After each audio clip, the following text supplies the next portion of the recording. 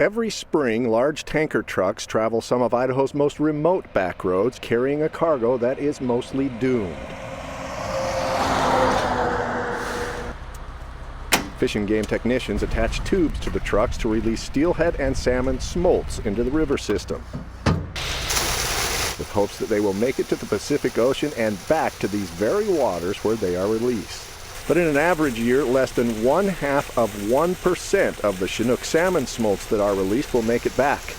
Congressman Mike Simpson says the laws that govern the management of the Snake and Columbia rivers are outdated.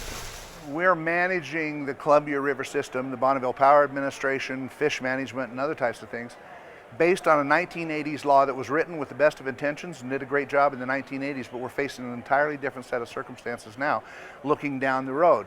And what we need to do is design a system that's ready for the 2020s, 30s, 40s, and 50s. Congressman Simpson was a keynote speaker at a forum on salmon, energy, and agriculture at BSU, and some of the attendees were a bit surprised by what he had to say, including Roy Akins, an outfitter and city councilman from Riggins, a community that relies on the dollars spent by salmon and steelhead anglers. He stood up today and said everything we could only dream of hearing from a politician in Idaho that could champion this cause of recovering salmon and steelhead in our state. In the late 90s, the discussion of how to save Idaho salmon included the possibility of breaching 4 dams on the lower Snake River in Washington, where a large percentage of the smolts die. He's talking about that being a possibility, and he also admitted to climate change, which is a big factor in the decline of our steelhead and salmon, I personally believe. Simpson's words were also encouraging to a man who represents those who have probably suffered the most from declining fish returns, the region's Native American tribes.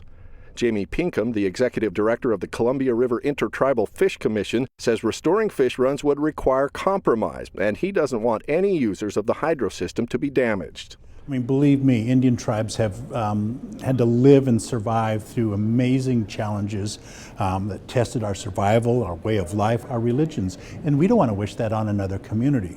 That's exactly the kind of collaborative thinking that many at the Salmon Forum say will keep salmon and steelhead returning to Idaho, with a plan that works for all of the affected entities in the Columbia Basin. Stupid. And after what he heard at the forum in Boise, Roy Akins has renewed optimism.